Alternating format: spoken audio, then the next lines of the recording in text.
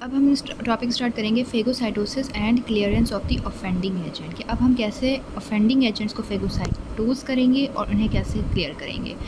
सबसे पहले तो हमने यही कहा था कि रिकॉग्नाइज करना होता है। तो रिकॉग्निशन ऑफ माइक्रोब्स और dead cells induces several responses and leukocytes that are collectively called leukocyte activation. जो भी हमारा ये प्रोसेस होता है कि हम माइक्रोब को रिकॉग्नाइज करें या डेड सेल्स को रिकॉग्नाइज करें, इस तरह के रिस्पॉन्स पे मतलब इस तरह से एक रिस्पॉन्स जनरेट होता है ल्यूकोसाइट्स में।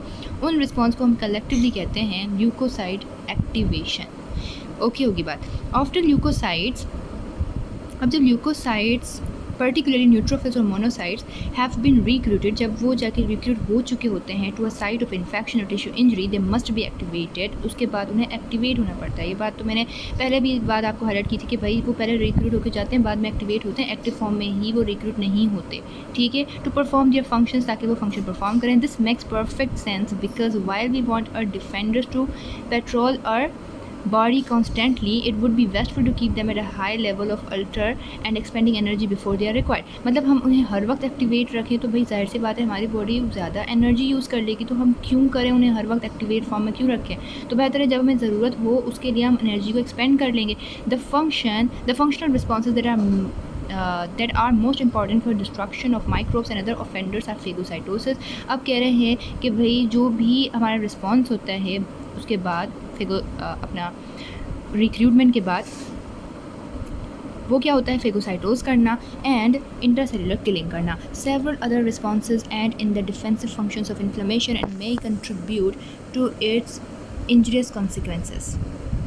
Several other responses aid in the defensive functions कह रहे हैं, और बहुत से रिस्पॉन्सेज होते हैं जो हमारे डिफेंसिव फंक्शन में आ रहे होते हैं इन्फ्लेमेशन के, और इस तरह से वो इंजरियस कॉन्सिक्वेंसेज में कंट्रीब्यूट करते हैं। हमने अब तक क्या पढ़ा कि भाई सबसे पहले माइक्रोब्स क्या होने चाहिए या डेड सेल्स क्या होने चाहिए, रिकॉग्नाइज होने चाहिए। उसके बाद हम ये कहेंगे कि जो भी रिस्पॉन्स हमारा ल्यूकोसाइट दे रहे होते हैं उन्हें हमने कलेक्टिवली कह दिया ल्यूकोसाइट एक्टिवेशन। उसके बाद कहा कि भाई ल्यूकोसाइट्स जब रिक्रूट हो चुके होते हैं उसके बाद उन्हें एक्टिवेट होना होता है ताकि वो अपना फंक्शन परफॉर्म कर सके। अब हर वक्त का एक्टिवेट रखना हमारे ही लिए ठीक नहीं है, क्योंकि हमारी बॉडी ज़्यादा से ज़्यादा एनर्जी एक्सपेंड कर चुकी होगी। तो बेहतर है जब हमें नीड होगी तब हम अपनी एनर्जी एक्सपेंड करें, तब उन्हें एक्टिवेट करें। अब कह रहे हैं कि हमारा जो काम क्या है, सबसे पहला इंपॉर्टेंट काम तो ये है फेगोसाइटोज करना, उसके बाद में क्या करना, किल करना। अब सबसे पहले फेगोसाइटोसिस है।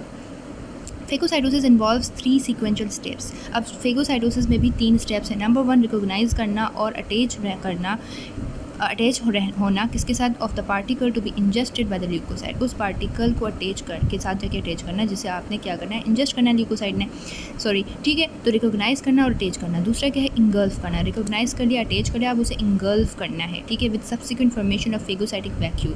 कैसे कि वो एक फेगोसाइटिक वैक्यूल बनाते हैं। जैसे भाई अब ये एक था, जैसे कि एक माइक्रोब था, ठीक है, इसके साथ पहले आके वो अटैच हुआ। अटैच होने के बाद वो क्या करेगा, इसको पूरा सराउंड करके पूरा एक वैक्यूल बना देगा।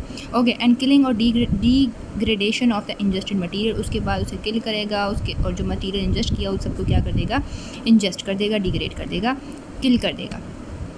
इंजेस्ट करने के बाद किल और डिग्रेड कर देगा। These steps are triggered. सबसे पहले रिकॉग्नाइज और अटैच करना, दूसरा इंगल्फ करना, तीसरा उसे डिग्रेड करना। These steps are triggered by activation. अब ये भी कौन करवाते हैं, कोई ना कोई तो होगा जो ट्रिगर करेगा।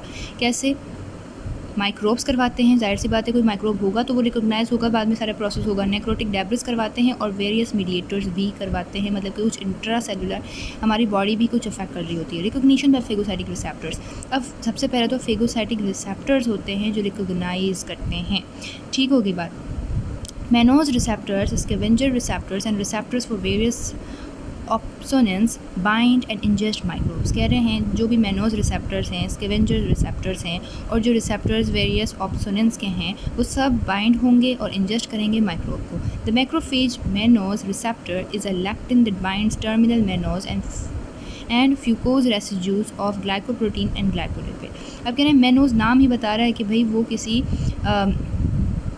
चीज़ का होगा, शुगर का होगा, ठीक है, मतलब कि किसी कार्बोहाइड्रेट का है। तो कह रहे हैं कि मैक्रोफेज मैनोज रिसेप्टर जो है वो एक लैक्टिन है। ये हमने पीछे भी पढ़ा था, ठीक है, लैक्टिन वगैरह के अंदर भी ऐसे मैनोज शुगर था। Anyways, that binds terminal mannose. ये क्या करता है, मैनोज रिसेप्टर मैनोज के साथ बाइंड होगा, या फ्रूकोज, ये वैसे फ्रुक्टोज होना चाहिए तो नहीं, फ्यूकोज रेसिड्यूज के साथ बाइंड होगा ग्लाइकोप्रोटीन और ग्लाइकोलिपिड्स के इन रेसिड्यूज के साथ बाइंड होता है, ठीक है, मैनोज रिसेप्टर जो कि एक लेक्टिन है। दीज शुगर्स, ये शुगर्स है ना, are typically part of molecules found on microbial cell walls. अब कह रहे हैं ये sugars basically microbial cell walls पे पाए जाते हैं। देखो हमने कहा ये मैनोज रिसेप्टर, स्कैवेंजर रिसेप्टर, ये कहाँ होते हैं? ये मैनोज रिसेप्टर कहाँ पाए जाते हैं? माइक्रोबियल सेल वॉल्स पे पाए जाते हैं। Whereas part of molecules found on whereas mammalian glycoproteins and glycolipids contain terminal nucleic acid और N-acetyl galactosamine, जबकि जो हमारे ग्लाइकोप्रोटीन्स हैं ना, मतलब मेमेलियन ग्लाइकोप्रोटीन्स हैं और जो भी ग्लाइकोप्रोटीन्स ग्लाइकोलिपिड्स हैं, ये वाले, ये दोनों जिनके साथ इसने बाइंड होना है मैनोज ने, ठीक है, ये क्या कंटेन करते हैं? सियालिक एसिड कंटेन करते हैं और N-acetyl galactosamine कंटेन करते हैं। पूरा स्ट्रक्चर बता रहे हैं कि भाई किसके बाद क्या है, ठीक है। मुझे नहीं लगता कि ये चीज़ें इंपॉर्टेंट है, हमारे पास ये चीज़ें इंपॉर्टेंट होनी चाहिए कि भाई कौन किसे रिकॉग्नाइज़ करके और बाइंड अटैचमेंट हो रही है और पूरा प्रोसेस चल रहा है, ठीक होगी बात। Mannose receptors recognises microbes and not host cells. Mannose receptor सिर्फ रिकॉग्नाइज करता है माइक्रोब्स को, वो अपने होस्ट सेल्स को क्यों रिकॉग्नाइज करेगा ना। स्कैवेंजर रिसेप्टर्स, अब अगर ये मैनोज रिसेप्टर की तो बात खत्म होगी, अब हम स्कैवेंजर रिसेप्टर्स की बात करेंगे कि भाई स्कैवेंजर रिसेप्टर्स क्या करते हैं? वो बाइंड करते हैं और इंजेस्ट होते हैं, किसको करते हैं? Low density lipoprotein LDL particles को बाइंड करेंगे, इंजेस्ट करेंगे as well as variety of microbes, और बहुत से माइक्रोब्स को भी क्या करते हैं? बाइंड करते हैं, इंजेस्ट करते हैं स्कैवेंजर्स, ठीक हो गया। The efficiency of phagocytosis is greatly enhanced when microbes are opsonized। अब कहते हैं कि भाई तुम्हें पता है ऑप्सोनाइजेशन होती है, ऑप्सोनाइजेशन मतलब एक तरीके से वो और ज़्यादा टेस्टफुल बना देता है एक चीज़ को कि भाई ये चीज़ अगर आप खाओगे ना तो बहुत ही मज़ा आएगा, तो ऑप्सोनाइजेशन हो जाती है, ठीक होगी। किस तरह से? एक स्पेसिफिक प्रोटीन्स ऑप्सोनेंस होते हैं तो वो ऑप्सोनाइन पूरी कोटिंग कर देते हैं और वो इस तरह से इन्हेंस हो जाता है phagocytosis, for which phagocytes express high affinity receptors, ठीक होगी बात। The major opsonins are immunoglobulin. अब ऑप्सोनेंस हैं कौन? हमने कहा था कुछ स्पेसिफिक प्रोटीन्स हैं, कौन से हैं? IgG एंटीबॉडीज़ हैं, ठीक है, इम्यूनोग्लोबुलिन एंटीबॉडीज़ हैं, और C3b break down product of complement activation and certain plasma lectins. कौन कौन है? देखें कौन कौन है। एक हो गया कौन? IgG एंटीबॉडीज़, दूसरे हो गए C3b ब्रेक डाउन प्रोडक्ट्स, मतलब C3b के जो भी प्रोडक्ट्स हैं, ठीक हो गया, और सर्टेन प्लाज्मा लेक्टिन्स हो गए। Notably, mannose binding lectin, all of which are recognized by specific receptors on leukocytes, ठीक है। और कुछ मैनोज बाइंडिंग लेक्टिन भी हो गए, ये सभी जो हैं रिकॉग्नाइज होते हैं स्पेसिफिक रिसेप्टर से ऑन ल्यूकोसाइट्स।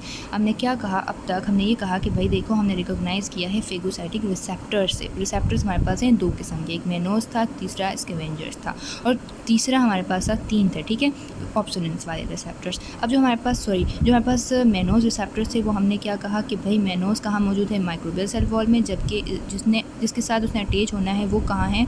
वो बॉडी में ही ग्लाइकोप्रोटीन और ग्लाइकोलिपिड्स हैं। फिर उनका स्ट्रक्चर पढ़ा हमने। फिर हमने कहा कि भाई स्कैवेंजर्स कहाँ हैं? स्कैवेंजर्स जो हैं वो LDL के साथ बाइंड होते हैं। फिर हमने कहा ऑप्सोनेंस क्या करते हैं? ऑप्सोनाइजेशन में हेल्प करते हैं, मतलब कि और ज़्यादा इन्हेंस कर लेते हैं फेगोसाइटोसिस को। और ऑप्सोनेंस हैं कौन कौन से? IgG एंटीबॉडीज़ हैं, C3b ब्रेक डाउन प्रोडक्ट्स हैं, प्लाज्मा लेक्टिन्स हैं, ठीक हो गया। अब जो भी मैनोज बाइंडिंग लेक्टिन है ये सभी स्पेसिफिक रिसेप्टर्स को रिकॉग्नाइज़ करते हैं उन ल्यूकोसाइट्स कि भाई किसके साथ किसने बाइंड जाके होना है। अब हम इंगल्फमेंट पढ़ेंगे।